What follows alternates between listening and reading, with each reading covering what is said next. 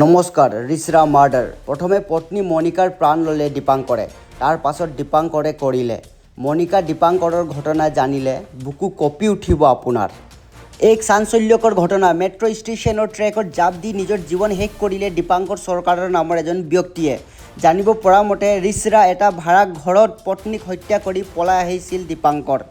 পিছত পুৱাৰ ভাগত মৃত দীপাংকৰ চৰকাৰৰ পত্নী মনিষা আহুজাৰ ডিঙিত এটি মৃতদেহ উদ্ধাৰ কৰে আৰক্ষীয়ে। স্থানীয় তথা আৰক্ষীৰ পৰা লাভ কৰা খবৰ অনুযায়ী শনিবাৰে পুৱা এই হত্যাকাণ্ডৰ ঘটনা সংঘটিত হৈছিল। ৰিচৰাৰ ৩ নম্বৰ গভৰ্ণমেণ্ট কলনী প্ৰাথমিক বিদ্যালয়ৰ সমীপে এটা ভাড়া ঘৰত ৬ বছৰীয়া কন্যা সন্তানৰ সৈতে বাস কৰিছিল মনিষাই। তেওঁৰ স্বামী দীপাংকৰ চৰকাৰে দিল্লীত কাম কৰিছিল।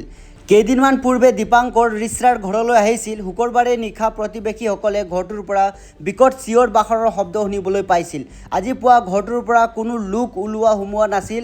ফলত প্ৰতিবেশীয়ে গেটৰ তলা ভাঙি ভিতৰলৈ সোমাই দেখে যে বিচনাৰ তলত মনিষাৰ ডিঙি কটা মৃতদেহ পৰি আছিল। কাষতে ৬ বছৰীয়া কন্যা সন্তান শুই আছিল।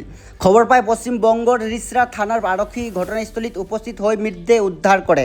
আৰক্ষীয়ে মৃতদেহ উদ্ধাৰ কৰি মৰণোত্তৰ পৰীক্ষাৰ বাবে প্ৰেৰণ কৰে। কোঠাটোৰ ভিতৰত এখন শাৰী ওলমি থকা দেখা গৈছিল। আৰক্ষীৰ প্ৰাথমিক অনুমান অনুসৰি প্ৰথমে শ্বাৰুদ্ধ কৰি তাৰ পাছত ডিঙি কাটি মনিষাৰ হত্যা কৰা হৈছিল।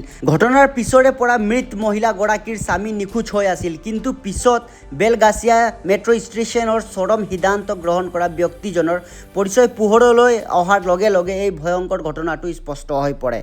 এতিয়াও এই শিহৰণকাৰী ঘটনাৰ প্ৰকৃত কাৰণ পোহৰলৈ অহা নাই।